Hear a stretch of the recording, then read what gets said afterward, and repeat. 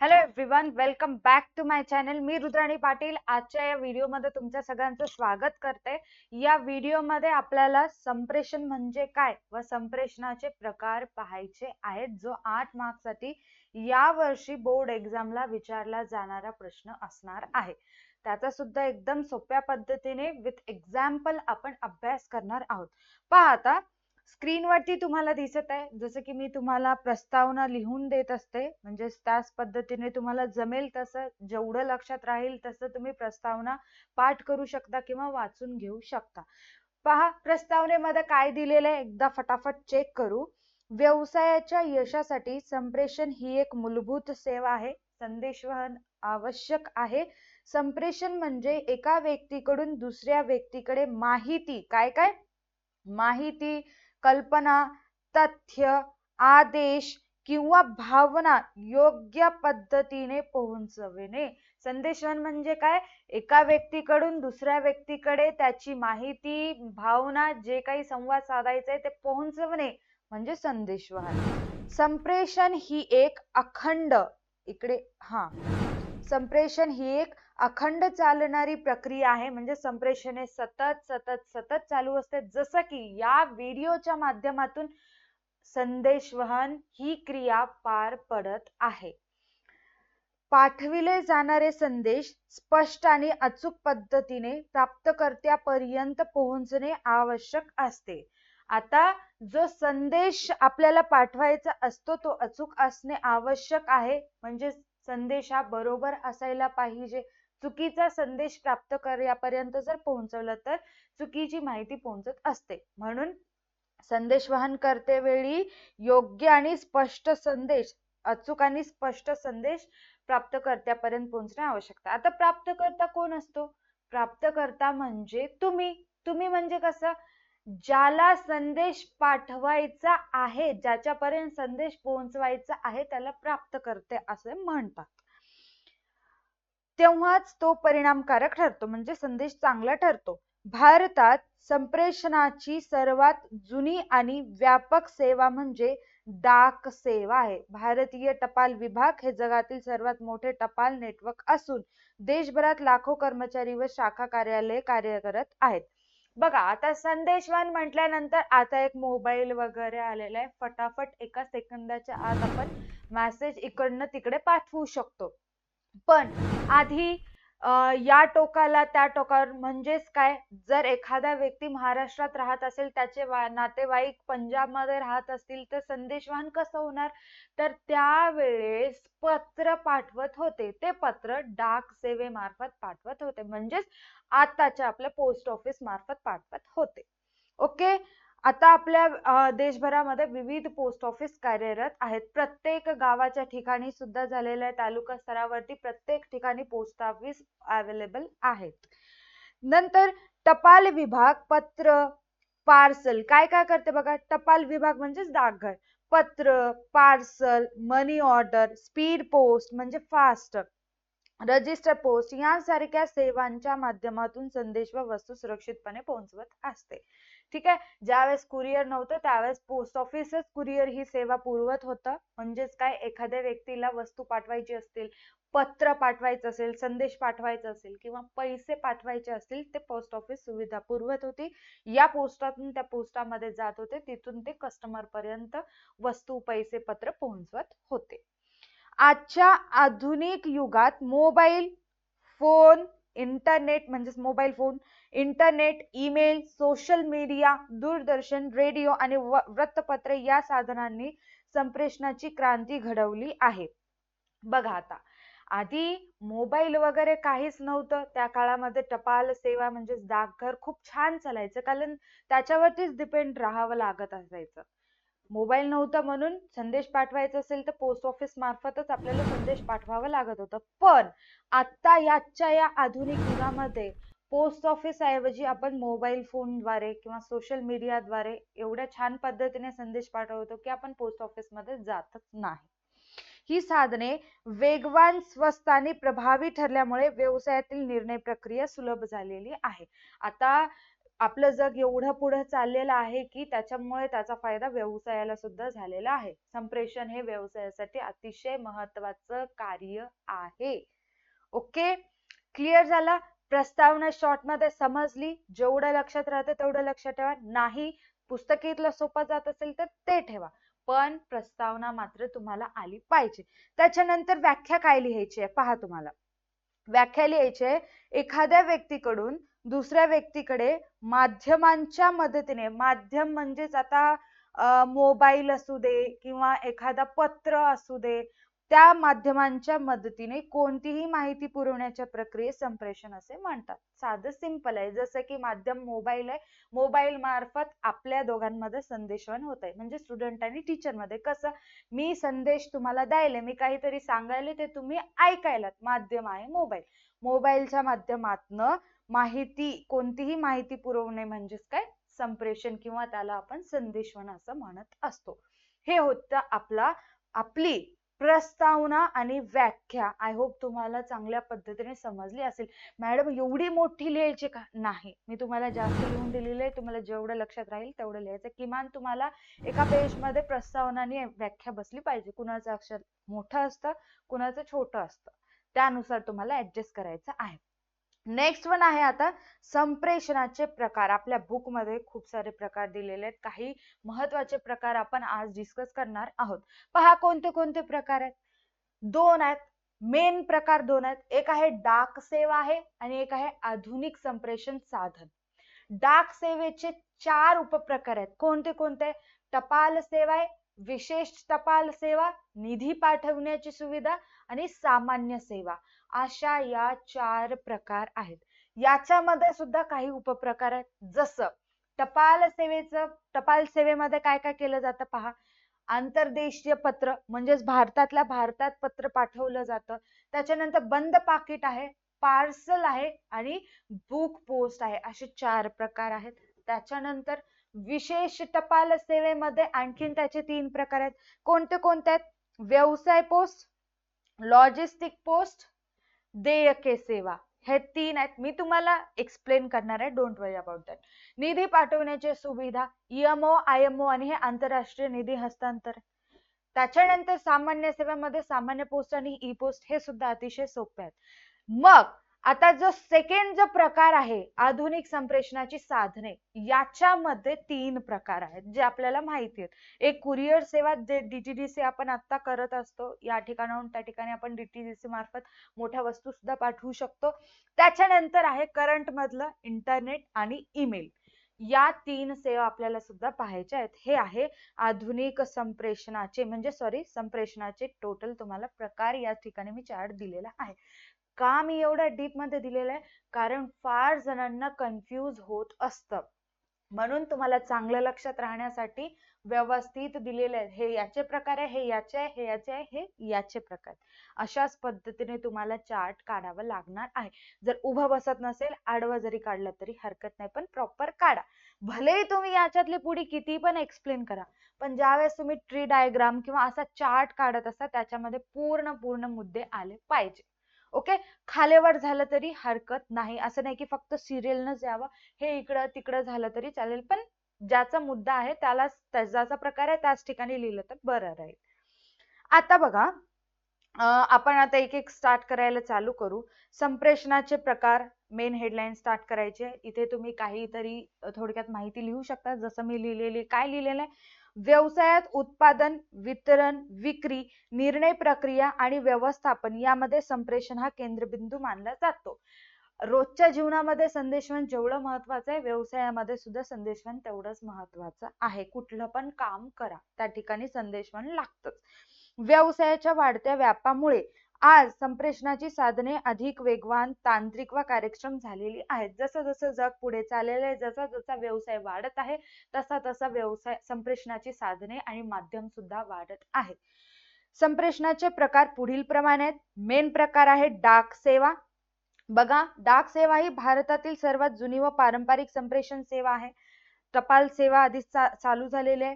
ग्रामीण व दुर्गम भागापर्यंत संप्रेषण पोहोचवण्याचे कार्य डाक सेवा करत असते. छोट्या छोट्या भागांमध्ये नेटवर्क नाही अशा ठिकाणी सुद्धा पोस्ट ऑफिस काम करत आहे. ज्या ठिकाणी इंटरनेट नाही त्या ठिकाणी सुद्धा पोस्ट ऑफिस काम करत आहे. त्याचा पहिला प्रकार आहे टपाल सेवा. टपाल सेवामध्ये काय लिहिलेलं आहे पहा. भारतीय टपाल विभाग विविध बचत योजना म्हणजे बचत गट जे असतो बचत योजना व विमा सेवा देखील पुरवत असतं. टपाल सेवा काय काय काम करतं. आधुनिक तंत्रज्ञानामुळे टपाल सेवेत स्पीड पोस्ट ज्यांनी बिग बुल बॅच घेतलेला आहे आमच्या मार्फत एक स्टडी मटेरियल तुम्हाला पोस्टा मार्फत पाठवलं जातं ते स्पीड पोस्ट मध्ये येतं म्हणजे लवकर तुमच्यापर्यंत पोहोचवलं जातं. त्याच्यानंतर आहे ई पोस्ट आहे. या सुविधा सुरू केलेल्या आहेत. पहिला जो प्रकार आहे त्या ठिकाणी आंतरदेशीय पत्र. काय म्हटलेलं आहे टपाल सेवेचा जो पहिला प्रकार आहे आंतरदेशीय पत्र. हा काय आहे एकदा बुकच्या माध्यमातून पाहू आणि मी इथं जे दाखवले ते सुद्धा एक्सप्लेन करते. पहा आंतरदेशीय म्हणजे शब्दावरूनच आपल्याला समजलं की भारतातल्या भारतात. आंतरदेशीय म्हणले तर आपल्या सीमेअंतर्गत. पहा आंतरदेशीय पत्राच्या आतल्या बाजूच्या पाठविणाऱ्याने संदेश लिहिणे आवश्यक आहे. आता एक्झॅक्टली आंतरदेशीय पत्र काय आहे ते सांगितलेलं आहे. हा असा दिसतो तुमचा आंतरदेशीय पत्र. हा फ्रंट साइड पुढची बाजू झाली वरची साइड झाली. मग या पत्रामध्ये ज्याला आपल्याला पत्र पाठवायचं आहे त्याचा पत्ता, कोण पत्र पाठवत आहे त्याचा पत्ता, इथं सांगितल्याप्रमाणे आतल्या बाजूला पाठवणारे संदेश लिहिणे आवश्यक आहे म्हणजे ज्याला संदेश पाठवायचा ते लिहिणं आवश्यक आहे. आंतरदेशीय पत्र विहित आकाराचे आणि घडीचे असते. मी दाखवते. सदर पत्राचा वापर केवळ भारतामध्ये संदेशवहन करण्यासाठी केला जातो. पत्राच्या आतल्या बाजूला मजकूर लिहिला जातो म्हणजे या ठिकाणी तिकीट लावलं जातं, ऍड्रेस लिहिलं जातं, कुणाला पाठवायचंय त्याचा ऍड्रेस, कोण पाठवतंय त्याचा ऍड्रेस, पिनकोड लिहिली जाते. ही झाली पहिली बाजू. तर या पत्राच्या आंतरदेशीय पत्राच्या दुसऱ्या बाजूला याच पेजच्या उलट्या बाजूला मजकूर लिहिला जातो. काय संदेश पाठवायचा आहे त्याच एका पेजवर याच पेजवर लिहिला जातो. याला म्हणतात आंतरदेशीय पत्र. नीट लक्षात घ्या. मी तुम्हाला एक एक्झाम्पल देते, शॉर्ट मध्ये सांगते. ओके, हा आपला एक आंतरदेशीय पत्र आहे. सपोज गृहीत धरायचं हे तुम्हाला दिसते आंतरदेशीय पत्र आहे. ही त्याची समोरची बाजू आहे याच्यावरती ऍड्रेस वगैरे लिहिलेला आहे. तर याच्याच मागच्या बाजूला मजकूर वगैरे लिहिला जातो. दुसरं पेज लिफाफ्यामध्ये नाही, याच्यावरतीच याच्या दुसऱ्या साईडला लिहिलं जातं. मग लिहिणं झाल्यानंतर यालाच याच्या बाजूने असं जे आपण ज्या बाजूला आपलं मजकूर संदेश लिहिलाय त्याला आतल्या बाजूने ठेवून असं फोल्ड करून सील करून डायरेक्ट ज्याला पाठवायचंय त्याच्यापर्यंत पत्र पोहोचवलं जातं. याला म्हणतात आंतरदेशीय पत्र. अतिशय सोपं आहे. लक्षात आलं आंतरदेशीय पत्र काय असतं. नेक्स्ट वन आहे बंद पाकिट. काय म्हणतात इन्व्हॉल्व. हे तर सगळ्यांनाच माहिती आहे. काय आहे सदर पाकिटाचा उपयोग संदेश पाठवण्यासाठी तसेच धनादेश म्हणजे चेक पाठवण्यासाठी, फोटो इत्यादी पाठवण्यासाठी होतो. बंद पाकिट सर्व प्रकारच्या दस्तऐवजांची सुरक्षितता निश्चित करते. आता बंद पाकिट म्हणजे काय बघा. बंद पाकिट म्हणजे इन्व्हॉल्व जे केशरी कलरचे आपल्या डोक्यामध्ये बसतात तसे इन्व्हॉल्व घ्या किंवा हे व्हाईट कलरचे इन्व्हॉल्व तुम्हाला लक्षात असतील त्याच्यावरती कोणाला पाठवायचं ते ऍड्रेस वगैरे लिहिलं जातं. त्याच्या मध्ये आपण आपला पत्र एका पेज वरती लिहून त्या पॉकेट मध्ये भरून सील करून पाठवू शकतो. हे एक आहे. आणि जसं की तुम्हाला माहिती आहे आपला जो आधार कार्ड आहे ते पोस्ट ऑफिस मार्फत येत असतं. म्हणजेच अशा प्रकारच्या बंद पाकिटात अशा प्रकारच्या पॉकेटामधले आपला आधार कार्ड टाकून आपल्याला सील करून दिलं जातं. या फ्रंट साइडला असं आपल्याला आधार कार्ड शो होत असतं. हे आहे बंद पाकिट. याच्यामुळे सुरक्षितता राहतं, कोणी ओपन करत नाही, त्यांचं सील व्यवस्थित लावलेलं असतं. नेक्स्ट वन क आहे पार्सल. म्हणजेच काय पार्सल सुविधेअंतर्गत निर्दिष्ट आकार वजनाचे पार्सल देशात आणि देशाबाहेर पाठविले जाऊ शकते. पार्सल म्हणजेच काय, एखादी जड वस्तू एखाद्या बॉक्स मध्ये ठेवून आपण एका ठिकाणाहून दुसऱ्या ठिकाणी पाठवू शकतो, पण त्याच्यामध्ये त्याचा आकार, म्हणजे त्याचा आकार केवढा असला पाहिजे हे निश्चित असतं, त्याचं वजन किती असलं पाहिजे हे आधीच ठरवलं जात असतं. प्रतिबंधित असलेल्या वस्तू वगळता पार्सल मध्ये काहीही पाठवले जाऊ शकते. आता प्रतिबंधित असलेल्या वस्तू म्हणजेच काय, जे फ्लेमेबल वस्तू असतात, ज्याच्यामुळे आग लवकर लागते, तशा वस्तू जसं की फटाके असतील, हे आपण पार्सल मध्ये पाठवू शकत नाही. माचीस वगैरे असेल, हे आपण पार्सल मध्ये पाठवू शकत नाही. पार्सलच्या विशिष्ट रकमेपर्यंतचा विमा देखील काढता येऊ शकतो. एखादी वस्तू आपण पार्सल करायची असेल, जसं की एखादा मोबाईल फोन असेल किंवा एखादा काय पकडू शकतो, मोठा पार्सल असेल, त्या पार्सल साठी आपण विमा काढू शकतो. जसं फॉर एक्झाम्पल बघा, पार्सल म्हणजे असे बॉक्स तुम्हाला आपल्या वस्तू टाकून पॅक केलेले असतात. आता एक्झॅक्टली काय आहे याच्यामध्ये, प्रतिबंधित वस्तू म्हणजे जे फ्लेमेबल आयटम असतात, जसं की फटाके, माचीस वगैरे आग लवकर पकडणारे आयटम जे असतात, ते याच्यामध्ये आपण पार्सल पाठवू शकत नाही. आणखीन काय लक्षात ठेवायचंय, अशा एका बॉक्स साठी जर तुमची महत्वाची वस्तू असेल, खूप महाग वस्तू असेल, तर त्याच्यासाठी एका बॉक्स साठी तुम्हाला विमा काढता येतो. जर हे पार्सल एका ठिकाणाहून दुसऱ्या ठिकाणी पाठवेपर्यंत जर काही नुकसान झालं, या पार्सलला काही धोका झाला, तर तो विमा त्या ठिकाणी काम करत असतो. पुढे दिलेलंच आहे बघा, काय म्हटलेलं आहे, जर प्रवासादरम्यान पार्सल गहाळ झाले तर डाकघर ठराविक रकमेपर्यंत पाठवणाऱ्यास भरपाई देतो. नुकसान झालं किंवा पार्सल हरवला तर त्याची भरपाई डाकघर दिलं जातं, कारण आपण त्यासाठी काय केलं असतो, त्यासाठी आपण विमा काढून ठेवलेला असतो म्हणून. पार्सल समजलं. आता बुक पोस्ट याच्यापेक्षा सोपं आहे. काय आहे चेक करा. हे सगळे तुम्हाला माहिती आहे, जस्ट मी तुम्हाला सांगतेय की कशा पद्धतीने काम करते आणि काय असतं. छापील पुस्तके, मासिके, नियतकालिके इत्यादी या सुविधेमार्फत पाठविता येतात. बुक पोस्ट म्हणजेच काय, या माध्यमातून आपल्याला विविध पुस्तके जे पाठवायचे असते ते आपण पाठवू शकतो. जसं की एखादी कंपनी असेल, मॅगझिन्स असू दे, मॅगझिन्स दर महिन्याला येत असतात, तर ते मॅगझिन भरपूर लोकांपर्यंत पाठवायचे असतात, म्हणून त्यांनी बुक पोस्ट करत असतात. त्याच्यामध्ये असंख्य मॅगझिन्स असतात, एक नंबर ऑफ मॅगझिन्सचा गठ्ठा असतो, ते बुक पोस्ट मार्फत प्रत्येक ठिकाणी प्रत्येक कस्टमर्स पर्यंत पोहोचवलं जाऊ शकतं. प्रत्येक पॅकेट अथवा पार्सलच्या वरती बुक पोस्ट नमूद केलेलं असतं. बुक पोस्ट हे मेन्शन करणं आवश्यक आहे. ओके, क्लिअर झालं. त्याच्यानंतर आपण लगेच स्टार्ट करू विशेष टपाल सेवा. टपाल सेवा झालं, आता विशेष टपाल सेवा, जे व्यावसायिकांच्या फायद्यासाठी असतात.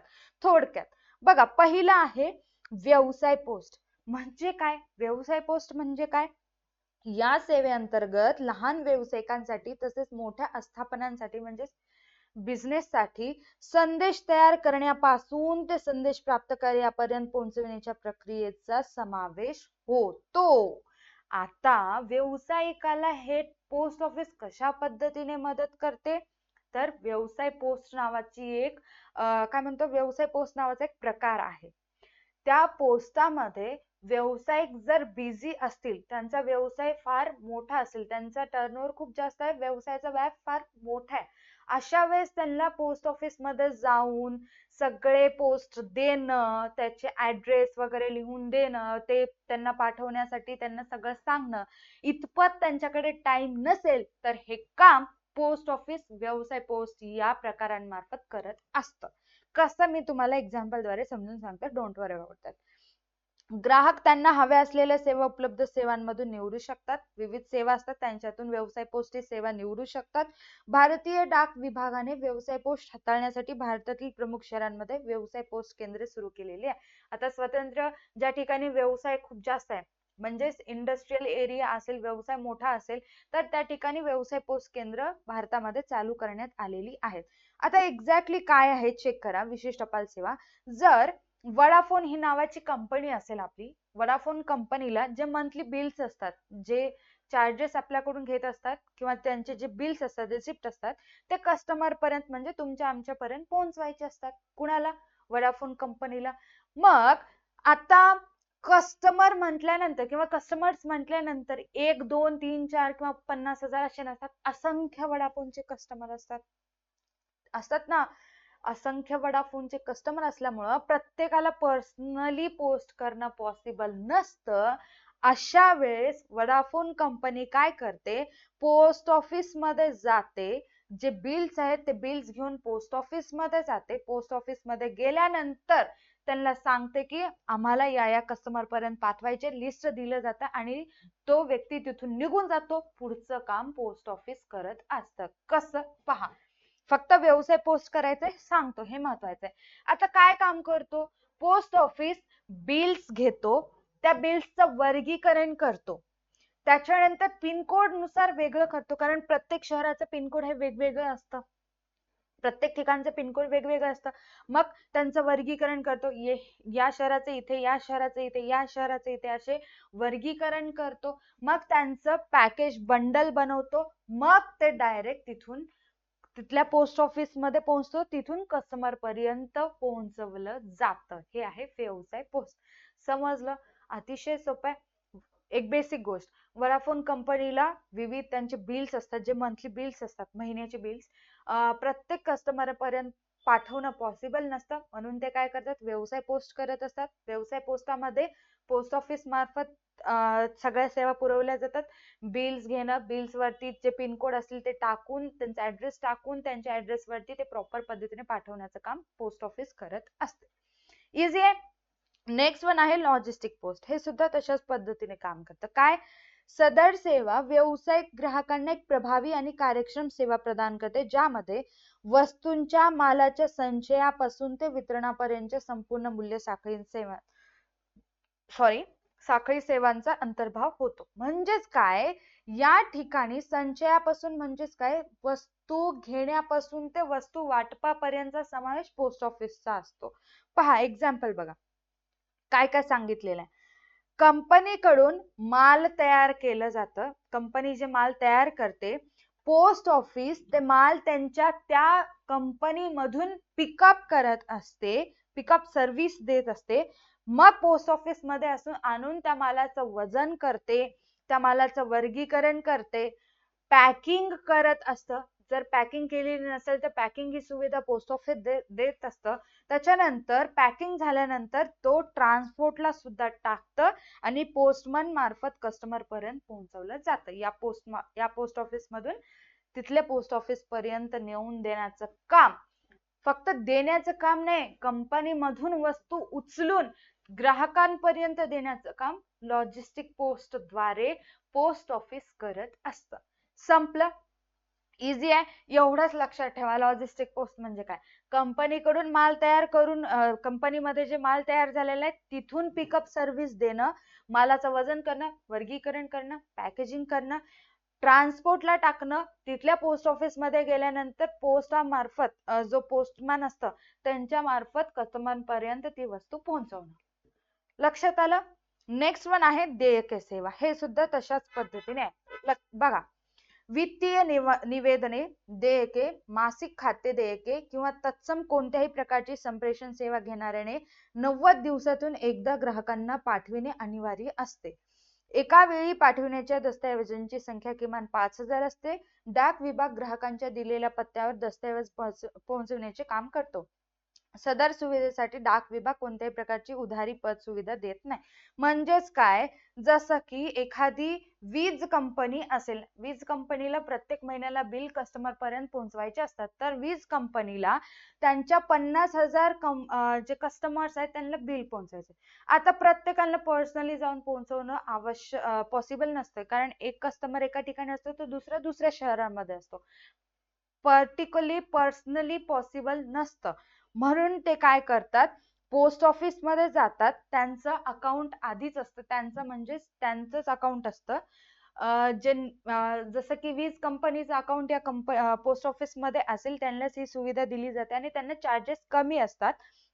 दिलेल्या सगळ्या बिलचं वर्गीकरण केलं जातं, पिनकोड नुसार वेगळं काढलं जातं, त्याच्यानंतर ते कस्टमर पर्यंत पोहोचवलं जातं. पोस्ट ऑफिस मार्फत ही सेवा दिली जाते.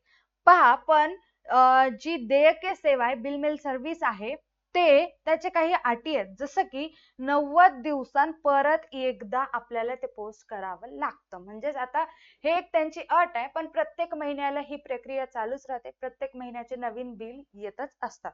त्याच्यानंतर आणखीन एक अट आहे, किमान बिलाची संख्या, जसं की 50,000 कस्टमरला 50,000 बिल पाठवायचे, प्रत्येकाला 50,000 बिल पाठवायचे.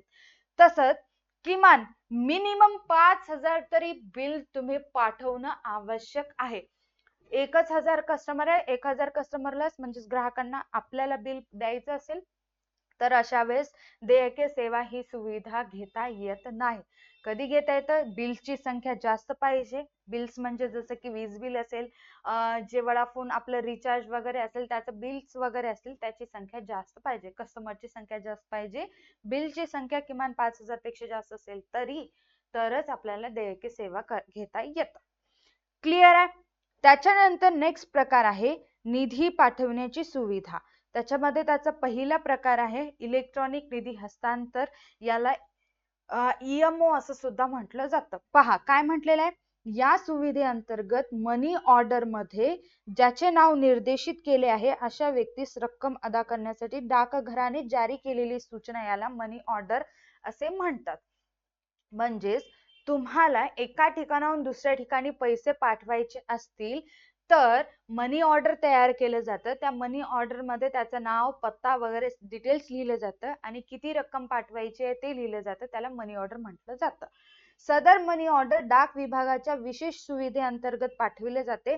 ज्याला पैसे द्यावे लागतात अशी व्यक्ती म्हणून मनी ऑर्डर मध्ये नाव असते त्याला पैसे घेणारा असे संबोधतात. या सुविधेमार्फत पैसे पाठवण्याचा फायदा म्हणजेच निर्देशित व्यक्तीला त्याच्या घरी अथवा मुक्कामी पैसे मिळत असतात. फॉर एक्झाम्पल, मनी ऑर्डर म्हणजे काय समजून घ्या. आपला साई नावाचा जो मुलगा आहे, त्याचा एक फ्रेंड आहे युग. त्याला तो पुण्यामध्ये राहतो, साई दिल्लीमध्ये राहतो. त्याला युगला 5,000ची आवश्यकता असते. 5,000 रुपये हवे असतात. तर युग काय करतो, त्यावेळेस मोबाईल फोन नव्हता असं लक्षात ठेवा. युग काय करतो, साईला म्हणतो की मला पैसे पाहिजेत, 5,000ची मला आवश्यकता आहे, तू मला पैसे पाठव म्हणून त्याला सांगतो. तर साई काय करतो, पोस्ट ऑफिस मध्ये जातो. पोस्ट ऑफिस मध्ये गेल्यानंतर सांगतो की मला EMO करायचंय, इलेक्ट्रॉनिक निधी हस्तांतर करायचं आहे, मनी ऑर्डर करायचं आहे. बघा, इलेक्ट्रॉनिक निधी हस्तांतर करायचं म्हणून सांगतो. तर मनी ऑर्डर तयार केलं जातं. त्याच्यामध्ये त्याचं नाव, पत्ता, रक्कम आणि फॉर्म भरलं जातं. ते भरल्यानंतर दिल्लीच्या पोस्ट ऑफिस मधून तो जो काही मनी ऑर्डर आहे तो पुण्याच्या पोस्ट ऑफिस मध्ये पाठवला जातो. तिथून युग पर्यंत पैसे पोहोचवले जातात. आता युग पोस्ट ऑफिस मध्ये येऊ शकतो किंवा पोस्टमन युग कडे पैसे घरी नेऊन देऊ शकतो. ह्या गोष्टी होऊ शकतात. मनी ऑर्डर समजलं. इलेक्ट्रॉनिक मनी ऑर्डर काय असतं ते फार सोपं आहे. एक मनी ऑर्डर तयार केलं जातं, त्याच्यामध्ये सगळी माहिती, रक्कम सगळं लिहिलं जातं, फॉर्म भरून घेतलं जातं आणि लगेच तिथून त्याच्या पोस्ट ऑफिस मध्ये माहिती पाठवली जाते, पैसे पाठवले जातात आणि तिथून युगला पैसे पुण्याला मिळत असतात. हे आहे EMO. आता IMO हा एक प्रकार आहे. म्हणजेच काय बघा, त्वरित निधी सेवा. आता EMO करायचं असेल तर थोडा वेळ लागतो. IMO ने थोडंसं फास्ट होतं. म्हणजेच काय, मनी ऑर्डर तयार करण्याऐवजी डायरेक्टली माहिती मिळाल्याबरोबर एक फॉर्म भरून घेतला जातं, एक नंबर प्रोव्हाइड केलं जातं, मग लगेच एका पोस्ट ऑफिस मधून त्या पोस्ट ऑफिस मध्ये नंबर ट्रान्सफर करून पैसे पाठवले जातात, पैसे दिले जातात. आता कसं, नीट समजून घ्या, मी सांगते. भारतीय डाक मार्फत त्वरित निधी सेवा दिली जाते, म्हणजे तात्काळ पैसे पाठवली जातात. सेवा जलद, सुलभ, किफायतशीर आणि विश्वासार्ह गणली जाते. म्हणजे फास्ट आणि चांगली आणि विश्वास ठेवल्या जाणारी सेवा आहे असं मानली जाते. ही संगणकीकृत सेवा भारतातील 2 रहिवासी व्यक्ती जवळच्या डाकघरामार्फत वापरू शकतात. म्हणजेच ही कॉम्प्युटरच्या माध्यमातून सेवा तयार केली जाते. सदर सुविधेअंतर्गत 1,000 रुपयापासून ते 50,000 रुपयापर्यंतची रक्कम निर्देशित डाकघरामधून हस्तांतरित केली जाते. या सुविधेमार्फत पैसे पाठवणे प्राप्त करणे सोपे होते. जसं EMO आहे त्याच पद्धतीने IMO आहे. फरक काय आहे बघा, सेम एक्झाम्पल. आता साईला 10,000 रुपये युग कडे पाठवायचे आहेत. तर साई काय करतो, पोस्ट ऑफिस मध्ये जातो, मला IMO करायचंय असं सांगतो. मग IMO मध्ये त्याचं नाव, पत्ता, रक्कम लिहून घेतल्या जातं, विचारल्या जातं. ते सांगितल्यानंतर पोस्ट ऑफिस एक IMO नंबर देत असतं. तो IMO नंबर साई युगला पाठवतो. युग तिथल्या पोस्ट ऑफिस मध्ये जातो. पोस्ट ऑफिस मध्ये गेल्यानंतर माझा मित्र पैसे पाठवलेले आहेत मला द्या म्हणतो. मग त्यावेळेस साईने युगला सांगितलेला जो IMO नंबर आहे तो इथे जाऊन इथल्या पुण्याच्या पोस्ट ऑफिस मध्ये सांगतो. तो IMO नंबर सांगितल्यानंतर त्याने फॅक्स पाठवत असतात. फॅक्स मार्फत फास्ट होत असतं. पाठवल्यानंतर युगला पैसे मिळत असतात. अतिशय सोपं आहे. जर त्वरित पाहिजे असेल तर फॅक्स मार्फत ही सुविधा पुरवली जाते. फक्त खेळ या IMO नंबरचाच आहे. इथून नंबर तयार केले जातात, इथे पाठवलं जाते. याला नंबर साई सांगत असतो. तो नंबर इथे जाऊन सांगितल्यानंतर त्याला पैसे मिळत असतात. बेसिक आहे. समजलं?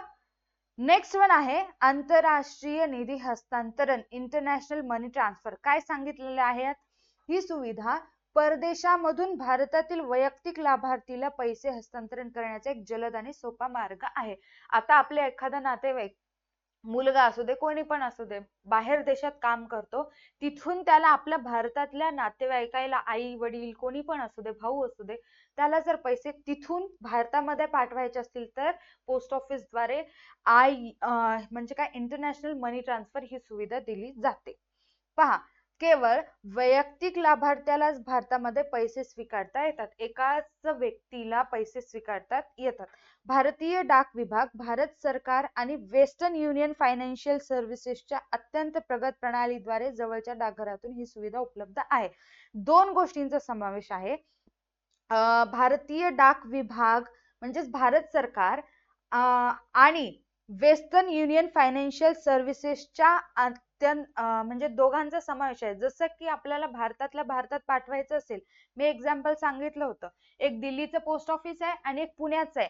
हे दोन पोस्ट ऑफिस द्वारे ह्या सेवा पुरविल्या जातात. तर जर इंटरनॅशनल पैसा संदेशाची देवाणघेवाण करायची असेल, पैसे पाठवायचे असतील तर भारतीय डाक विभाग या ठिकाणी दिलेला आहे. भारतीय डाक विभाग आणि वेस्टर्न युनियन फायनान्शियल सर्व्हिसेसचा उपयोग या ठिकाणी होत असतो. हे दोन वेगवेगळे पोस्ट ऑफिस आहेत. पुढे काय सांगितलेलं आहे? याद्वारे जगभरातील विविध 195 देश प्रांतामधून भारतात पैसे त्वरित पाठवले जाऊ शकतात. अतिशय बेसिक एक्झाम्पल मी सांगते. जसं की साई हा दुबईला राहतो, तिथून त्याला त्याच्या भारतामध्ये जे पॅरेंट्स असतात, आई वडील असतात, त्यांना पैसे पाठवायचं आहे. तर अशा वेळेस डायरेक्ट पाठवता येत नाही. मग साई वेस्टर्न युनियन कडे जातो, म्हणजे तिथे एक त्यांची सर्व्हिस आहे, तिथल्या पोस्टामध्ये जातो, त्याचं नाव वेस्टर्न युनियन सर्व्हिस आहे. तिथे जाऊन तिथे तो पैसे देत असतो, ऍड्रेस वगैरे देत असतो कुणाला पाठवायचंय. मग तिथून आपल्या इंडियाच्या पोस्ट ऑफिस मध्ये, यांच्या घराजवळच्या पोस्ट ऑफिस मध्ये येतो. मग तिथून पोस्टमनद्वारे पॅरेंट्सला पैसे पाठवले जातात. समजलं? आंतरराष्ट्रीय निधी हस्तांतरण. आता बाकीचा जो सेवा आहे, सामान्य सेवा, ते पण चटकन पाहू. सामान्य सेवा काय आहे? सामान्य पोस्टाच्या माध्यमातून डाक विभाग निवडक डाकघरामार्फत तृतीय पक्ष उत्पादने व सेवा ग्राहकांच्या आसपास उपलब्ध करून देण्याची सेवा प्रदान करतो. म्हणजेच काय, फॉर्म भरण्याचं काम सुद्धा पोस्ट ऑफिस करत असतो. विविध एक्झाम येत असतात किंवा वीज बिल असू दे, कर वगैरे असू दे, किंवा इतर कोणते देयके वगैरे असतील तर ते भरण्याचं काम सुद्धा पोस्ट ऑफिस करत असतो. म्हणजेच काय, फॉर्म भरणं किंवा त्या बिलचे पैसे जमा करून घेणं सुद्धा काम पोस्ट ऑफिस करत असतो. जर आपल्याला कर भरायचा असेल, टॅक्स भरायचा असेल तर आपण पोस्ट ऑफिस मार्फत भरू शकतो. पोस्ट ऑफिस त्याच्यानंतर भारत सरकारपर्यंत पोहोचवत असतं. सामान्य पोस्टाच्या सुविधेअंतर्गत विविध अर्ज वितरित आणि स्वीकृत केले जातात. विविध अर्ज वाटप केलं जातं आणि ते अर्ज स्वीकारलं सुद्धा जातं. म्हणजेच की लाईट बिल जसं पोस्ट ऑफिस मार्फत आपल्याकडे पाठवलं जातं, आपण तो जो बिल भरायचा असतो तो पोस्ट ऑफिस मध्ये जाऊन भरू शकतो. जसं वितरण केलं जातं तसं स्वीकारलं सुद्धा जातं. म्हणजे बिल त्या ठिकाणी आपण जाऊन भरू शकतो. ही सुविधा पोस्ट ऑफिस देत असते. त्याच्यानंतर ई पोस्ट आहे. ई पोस्ट म्हणजे काय? डाक विभागाने ई पोस्ट सुविधा देखील सुरू केलेली आहे. या माध्यमातून 1,55,000 डाकघरामार्फत ग्राहक भारतातील कोणत्याही पत्त्यावर त्याचे विविध प्रकारचे संदेश सहज पाठवू शकतो. म्हणजेच संगणकाद्वारे ही सेवा पुरवली जाते. ई पोस्टाद्वारे संगणकीकृत संदेश अंतिम स्थानापर्यंत पाठविला जातो. आता तात्पुरता किंवा चटकन असा संदेश असेल तर या पोस्ट ऑफिस मधल्या संगणकावरून त्या पोस्ट ऑफिस मधल्या संगणकावरती म्हणजेच कम्प्युटरवरती पाठवला जातो, फॅक्सद्वारे पाठवले जातो. त्याच्यानंतर त्वरित तो पोस्ट ऑफिस मध्ये जो ग्राहक असतो तो त्या सेवेचा लाभ घेतो. मग काय होतं, जर त्याला अर्जंट असेल तर तो डायरेक्टली तो संदेश फॅक्स मार्फत पाठवला, तिथे जाऊन त्याला संदेश मिळत असतो. नंतर काही दिवसानंतर त्याला छापील प्रत सुद्धा त्या ठिकाणी दिली जाते. काय दिलं जातं? छापील प्रत. म्हणजेच त्वरित जर तुम्हाला हवं असेल तर त्या ठिकाणी जाऊन एका कम्प्युटरवरून दुसऱ्या कम्प्युटरवरती तुमचा संदेश आलेला असतो, फॅक्स मार्फत संदेश आलेला असतो, तुम्ही संदेश मिळवू शकता. नंतर संदेश मिळवल्यानंतर सुद्धा तुम्हाला एक त्यांच्याकडून प्रत म्हणजे त्याचं एक झेरॉक्स दिलं जातं, ते झेरॉक्स सुद्धा तुम्ही नंतर मिळवू शकता. आता याचं एक बेस्ट एक्झाम्पल पाहायचं असेल तर डॉक्युमेंटेशनचा सध्या मोठा खेळ चालू आहे. एखादी एक्झाम असेल किंवा एखादी भरती वगैरे असेल, तुम्हाला डॉक्युमेंट पाहिजे असतील, तुमचे दस्तऐवज पाहिजे असतील, ते घरी असतील, तर काय केलं जातं, अर्जंट असेल, तुमचे पप्पा त्या तुमच्या गावाकडच्या पोस्ट ऑफिस मध्ये जातात किंवा शहराच्या पोस्ट ऑफिस मध्ये जातात, ते डॉक्युमेंट घेऊन जातात. ते डॉक्युमेंट पोस्ट ऑफिस मध्ये गेल्यानंतर कुणाला पाठवायचंय, कुठे पाठवायचंय ते त्यांना सांगावं लागतं. मग ते डॉक्युमेंट फॅक्स करत असतात, स्कॅन करत असतात. तिथून स्कॅन झालेल्या क्षणी तो जो विद्यार्थी आहे किंवा ज्याला पाठवायचं आहे, जो मुलगा आहे मुलगी आहे, तो ज्या पोस्ट ऑफिस मध्ये आहे तिथे त्याला चटकन ते फॅक्स किंवा स्कॅन केलेले डॉक्युमेंट एका सेकंदात मिळतात. तो ऑनलाईन घेऊन तिथून काम करू शकतो किंवा त्याला एक छापील प्रत सुद्धा त्या ठिकाणी दिली जाते. त्याचा झेरॉक्स देऊन जो स्कॅन येतो त्याचा एक झेरॉक्स दिला जातो आणि त्याचं काम त्या ठिकाणी होत असतं. काम तर होत असतं. जर पप्पा ते डॉक्युमेंट पाठवले तर नंतर काही दिवसानंतर ते ओरिजिनल डॉक्युमेंट सुद्धा त्याला मिळवू शकतात. ओके, इथपर्यंत समजलं. जर अर्जंट असेल तर अशा पद्धतीने तुम्ही त्या ठिकाणी झेरॉक्स किंवा जो फॅक्स असतो त्याद्वारे तुम्ही डॉक्युमेंट्स मिळवू शकता. हे होतं तुमचं ई पोस्ट. बघा आता त्याच्यानंतर जो मेन पॉइंट आहे, आधुनिक संप्रेषणाची साधने. कुरिअर सेवा, पहिला पॉइंट आहे कुरिअर सेवा. हे सुद्धा अतिशय सोपं आहे. 2 किंवा अधिक पक्षांमधील वस्तूंच्या देवाणघेवाणीसाठी जबाबदार असलेली एखादी व्यक्ती किंवा संस्था कुरिअर सेवा म्हणून ओळखली जाते. आता 2 किंवा अधिक पक्षांमधील म्हणजेच का म्हटलेलं आहे, एकाच शहरामध्ये अनेक ठिकाणी जर तुम्हाला कुरिअर पाठवायचं असेल तर त्यावेळेस तुम्ही कुरिअर सेवा घेऊ शकता. कुरिअर पाठवायचं म्हणजेच काय, वस्तू पाठवायची असेल तर त्यावेळेस तुम्ही कुरिअर सेवा घेऊ शकतो. बघा, बहुतांशी संस्था कुरिअर सेवांचा लाभ घेतात व कुरिअर सेवा पुरवणारी संस्था यासाठी सामान्य दर घेत असतात.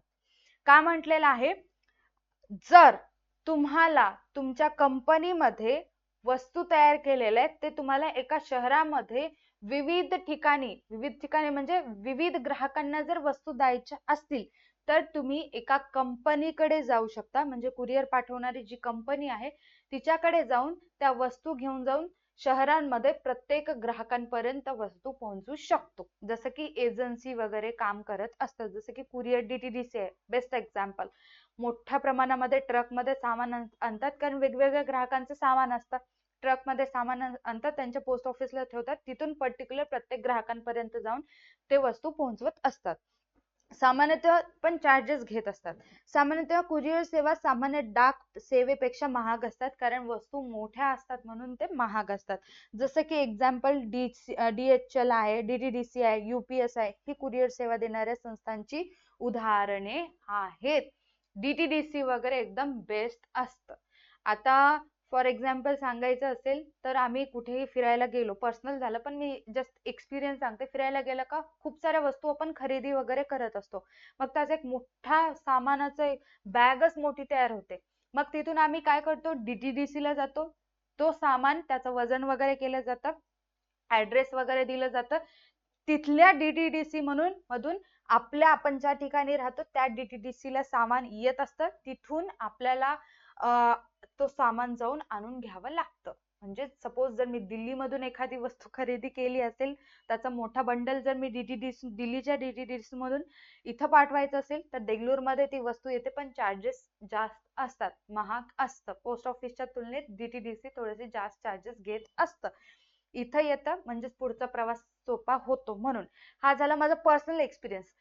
पण जर मोठ्या मोठ्या वस्तू असतील, जसे की फ्रीज वगैरे असेल, दुसऱ्या ठिकाणाहून आपण घेतलो तर आपण तिथून DTDC करू शकतो. फ्रीज नाही, खूपच मोठी झाली ते पर्सनली पण सेवा देत असतात. जर खूप जास्त वस्तू असतात, क्वांटिटी जास्त असेल, कपडे वगैरे असतील, त्यांचं खूप मोठं बंडल झालं असेल, कपड्यांचा गठ्ठा झाला असेल, तर ते एका DTDC मार्फत दुसऱ्या DTDC मार्फत कुरिअर सेवा पुरवली, तिथून इथपर्यंत आणलं जातं, इथून आपल्याला ते मिळवता येतं. ही आहे कुरिअर सेवा. ओके, खूप सोपं आहे, कन्फ्यूज व्हायचं नाही. त्याच्यानंतर आहे इंटरनेट. इंटरनेट म्हणजे काय? इंटरनेट हे एकमेकांशी संगणकाद्वारे जोडलेल्या प्रणालीचे जाळे नेटवर्क असून ज्याचा जगभरात विशिष्ट पद्धतीने संगणक जोडण्यासाठी उपयोग केला जातो. म्हणजेच एका ठिकाणी एखादा व्यक्ती बसून असेल तर त्याला दुसऱ्या ठिकाणी संदेश पाठवायचा असेल तर इंटरनेटच्या माध्यमातून तो संदेश पाठवू शकतो. या प्रणालीमध्ये खाजगी, सार्वजनिक, शैक्षणिक, व्यावसायिक आणि स्थानिक ते जागतिक व्याप्तीच्या सरकारी नेटवर्कचा समावेश होत असतो. नेटवर्क असतो, इंटरनेटचा वापर जो आहे तो प्रत्येक जण करत असतो, एवढं सांगितलेलं आहे. त्याचा वापर पर्सनल असू दे किंवा प्रायव्हेट असू दे किंवा सार्वजनिक पब्लिक जरी असलं तरी काही हरकत नाही, प्रत्येक जणच इंटरनेटचा वापर करत असतो. लास्ट वन आहे ईमेल सर्व्हिस, इलेक्ट्रॉनिक मेल. बघा, विविध इलेक्ट्रॉनिक उपकरणे वापरून विविध प्रकारचे संदेश एकमेकांमध्ये देवाणघेवाण करण्याच्या प्रक्रियेला ईमेल असे म्हणतात. आजची ईमेल प्रणाली साठवण व अग्रेषण, स्टोरेज आणि फॉरवर्ड प्रणालीवर आधारित आहे. सर्व्हर्स संदेश स्वीकारतात, अग्रेषित करतात आणि संग्रहित देखील करतात. म्हणजेच काय, ईमेल सेवा म्हणजेच काय आपलं थोडक्यात समजून घ्या. इलेक्ट्रॉनिक मेल म्हणजेच काय, व्हॉट्सअपचं एक्झाम्पल घ्या. ही अशी सेवा आहे ज्याच्यामध्ये संदेश साठवून सुद्धा ठेवला जातो. जे आपण आता एका सेकंदात जे मी मेसेज करते ते त्याच ठिकाणी जोपर्यंत व्यक्ती पाहत नाही ते संदेश तिथेच राहतात. आणि तो संदेश जर मला दुसरं कोणाला पाठवायचा असेल तर फॉरवर्ड सुद्धा करता येतं. संग्रहित देखील करता येतात, म्हणजे स्टोअर करता येतात. संदेश तिथेच राहत असतं, चॅट केलेलं तिथेच राहत असतं. सदर प्रणालीचा वापर करताना संदेश स्वीकारणाऱ्याला त्यावेळी हजर असणे आवश्यक नसते, कारण आलेला संदेश हा संग्रहित ठेवला जातो.